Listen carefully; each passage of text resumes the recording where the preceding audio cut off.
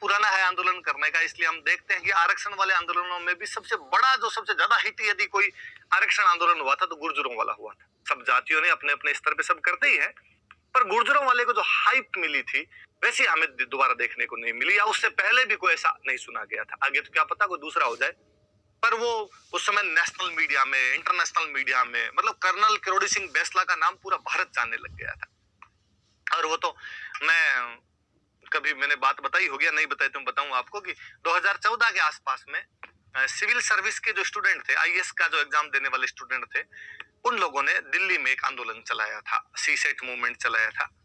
और वो CSAT movement क्या था, तो कि जो फर्स्ट पेपर आता था, प्रीलिम्स का फर्स्ट पेपर आया करता था, सॉरी सेकंड पेपर जो आया करता था, उस सेकंड पेपर के अंदर मैथमेटिक्स आया करती थी, इसलिए वो इंजीनियरिंग वालों के पक्ष में झुका हुआ था। थोड़ा इंग्लिश आया करती थी, इसलिए इंग्लिश मीडियम वालों के पक्ष में झुका हुआ था। इसलिए रूरल बैकग्राउंड के, ह्यूमैनिटीज के लोगों की मांग थी। वैसा भी यार हमारा भी ध्यान रखा जाए, आप एक फुटबॉल का मैदान दे रहे हो जिसमें कुछ लोग ऊंचे खड़े हैं, कुछ लोग नीचे खड़े हैं, लेवल प्लेइंग फील्ड नाम की भी तो कोई चीज होती है। इसलिए रूरल बैकग्राउंड वाले, हिंदी मीडियम वाले आंदोलन चला रहे थे उस टाइम।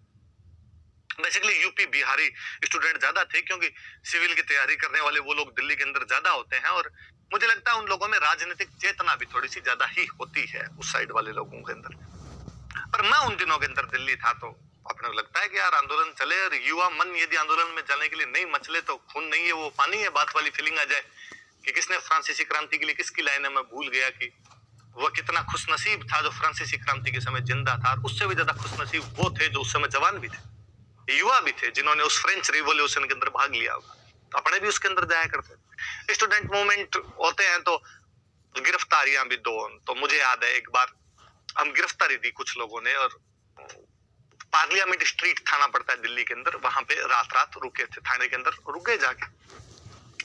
वहां पर जब बैठे थे तो योगेंद्र यादव, जो ये आम आदमी पार्टी में पहले नेता हुआ करते थे, बाद में अपनी स्वराज इंडिया नाम की पार्टी बना रखी है, अब किसान आंदोलनों में भी आप उनके देखते रहते हो, वो हमारे नेता थे। उस दिन गिरफ्तारी के टाइम में उनके नेतृत्व में हम गिरफ्तारी दे रहे थे। तो रात को वहां बैठे हुए थे, तो बात आई कि भाई क्या किया जाना चाहिए और आगे आंदोलन को कैसे बढ़ाया जाए। सरकार तो नहीं मान रही बात अपनी, ज्ञापन दे दिए, आंदोलन कर लिए, और कोई तरीका हो तो यूपी बिहार वाले बोले कि अब तो एक ही तरीका बचा है, चक्का जाम करना पड़ेगा, ब्लॉक कर देंगे सब कुछ। यूपी बिहार वालों के लफड़ा है, उनसे ओ नहीं बोले जाते, डॉक्टर ब्लॉक ये होते हैं तो ब्लॉक ही बोलेंगे, ऑप्शन नहीं ऑप्शन ही बोलेंगे। तो अब तो ब्लॉक कर देंगे हम सब कुछ। तो कौन ब्लॉक करेगा?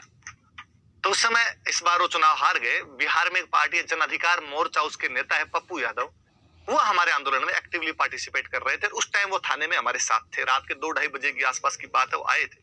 वो और उनकी वाइफ दोनों 2014 में जीते हुए थे। उनकी वाइफ रंजिता रंजन और वो पप्पू यादव जो है वो खुद उस टाइम लालू वाली पार्टी से जीते थे, और उनकी वाइफ कांग्रेस के अंदर है। बड़े नेता सांसद थे दोनों पति पत्नी, तो आंदोलन के अंदर आया करते थे वहां पर। तो पप्पू यादव ने कहा कि बिहार तो पूरा हम जाम कर देंगे, कोनो ट्रेन चलेगी नहीं, 24 अगस्त को आपका एग्जाम है, सारा ट्रेन ही नहीं चलने देंगे, स्टूडेंट लोग जब इधर से उधर ही नहीं जा पाएगा तो फिर तो खत्म हो गया ना खेल पूरा। इतने में हमारे साथ कोई पश्चिमी उत्तर प्रदेश के एक थे, और वो खड़े हुए, उन्होंने कहा कि पश्चिम उत्तर प्रदेश तो पूरा राकेश भैया ब्लॉक कर देंगे। राकेश भैया कौन? तो आप किसान आंदोलन के अंदर जो एक बड़े नेता देख रहे हैं, राकेश टिकैत, ये हमसे 2-3 दिन पहले ही मिलके गए थे। उस आंदोलन के दौरान हमें आम दे के गए थे अपने खेतों के। तो इन्होंने कहा भी था कि मेरे लायक कोई सेवा हो तो बता देना। तो उनको याद है कि पश्चिम उत्तर प्रदेश, तो उत्तर प्रदेश नहीं बोला जाता, उत्तर प्रदेश ही बोलेंगे। उत्तर प्रदेश तो पूरा राकेश टिकैत है, वो कर देंगे। ठीक है, यूपी बिहार 2 बड़े स्टेट आप बंद करवा रहे हो, और कौन सा स्टेट बंद करवाया जाए? तो राजस्थान भी तो बंद करवाइए। अब राजस्थान का उस दिन वहां पर एक बंदा मैं ही था, एक योगेंद्र जी, मान सकते हैं आप। योगेंद्र जी की पूरी एजुकेशन अपने गंगानगर से हुई है, उनकी बीएससी गंगानगर से की हुई है। और योगेंद्र जी इसलिए मेरा थोड़ा यूं रखते भी थे हमेशा कि भाई ये अपने राजस्थान का बंदा है। हम 2 ही थे ले दे के, मैं स्टूडेंट मान लो पूरा, वो नेता मान लो, और सबकी नजर मेरे तरफ उठी। राजूर भाई अब राजस्थान तो बंद करवाना पड़ेगा। ना ना ना ना ना, शांति प्रिय लोग है, देखो ये चक्का जाम टाइप वाली बातें आपकी साइड में होती होगी, हम ऐसी बातें नहीं करते। मैंने ऐसा कोई आंदोलन देखा भी नहीं हमारे जिसके अंदर ऐसा ये बंद हो जाता हो। इतने में एक हमारे झारखंड के नेता हुआ करते थे, वो बोले कितना झूठ बोलते हैं राजवीरा, कैसे नहीं हुआ? ये राजस्थान ने ही तो सिखाया है कि चक्का जाम कैसे किया जाए। अब मेरे दिमाग में नहीं आया कि यार राजस्थान ने कैसे सिखा दिया होगा। मैं बोला, नहीं नहीं ऐसी बात नहीं है, हमारे ऐसा कुछ भी नहीं हुआ है।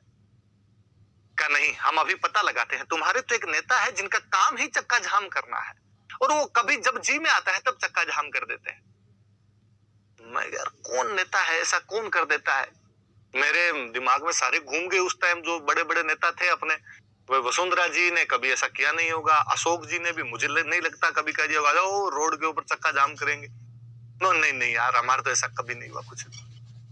साइड में गए, 2-2:30 बजे उन्होंने अपने किसी राजस्थान के दोस्त को फोन करके जगाया, उससे पूछा कि वो कौन नेता है जो तुम्हारे ऐसे ऐसे कर देता है। उधर से नाम सुनकर मुझे कहा कि हम बताएं कौन है जो पूरा राजस्थान बंद कर सकता है। हाँ, कि कर्नल किरोड़ी सिंह बैंसला बंद कर सकते हैं। अब तो मेरे दिमाग में हाथों आधारे मगार ये कर्नल साहब का नाम ले रहे थे और अपने दिमाग से आउट हो गया।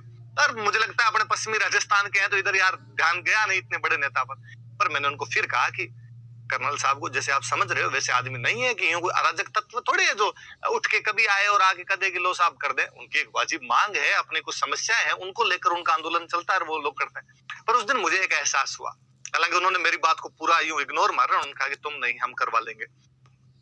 पर मुझे एहसास हुआ कि यार कर्नल साहब कितने फेमस हो गए, कितने लोग उनको बाहर जानते हैं। ये तो उनका एक पॉलिटिकल सिस्टम था, हम उनसे सहमत हो सकते हैं, असहमत हो सकते हैं, कई बात है।